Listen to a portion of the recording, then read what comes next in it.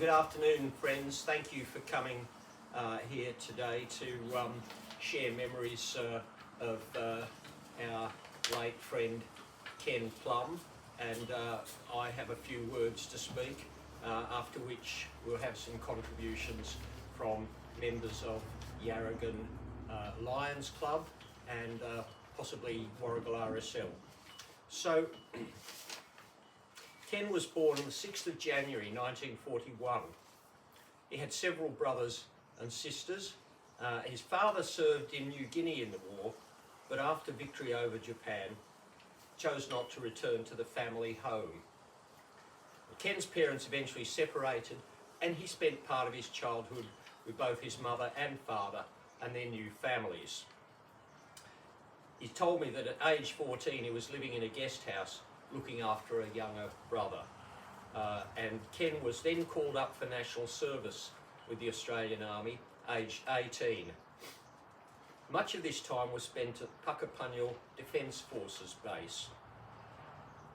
Years later, taking his granddaughter Georgia to school in Puckapunyal, Ken was asked by security staff to produce his identity card, which he did not have.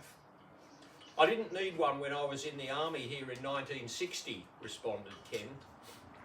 "Well, you do now," was the reply, a reflection on changing times in Australia. Ken subsequently served in the citizen military forces, attending weekly parades and annual camps. Ken is well known for his community services in the West Gippsland area. He was a volunteer with Yarragon Country Fire Authority Fire Brigade for a number of years and helped raise funds through gathering books to be sold at the CFA's annual book sale.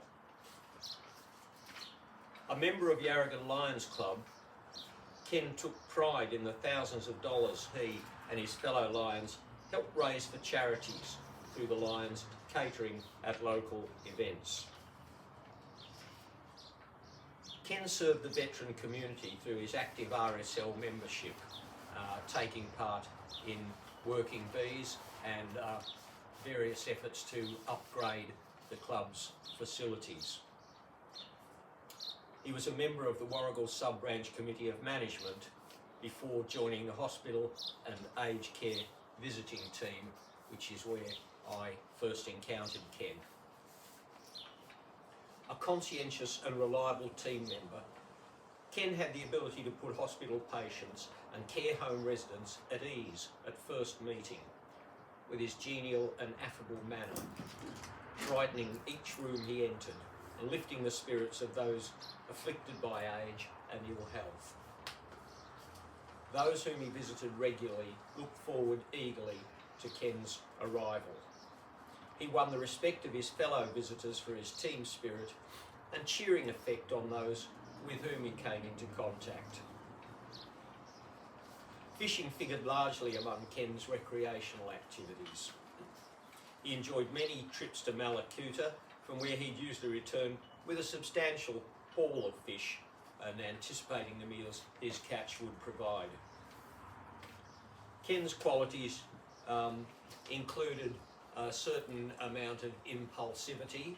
He'd make decisions rapidly, tell the family afterwards, but he could be decisive when he thought he saw a good opportunity, too good to miss. He was a generous man and also very well organised, examples being that he prepared documents in the event of his death concerning the transfer of his vehicle and the whereabouts of various items and artefacts that would be needed by those dealing with his estate. I've known Ken for the past 15 years or so.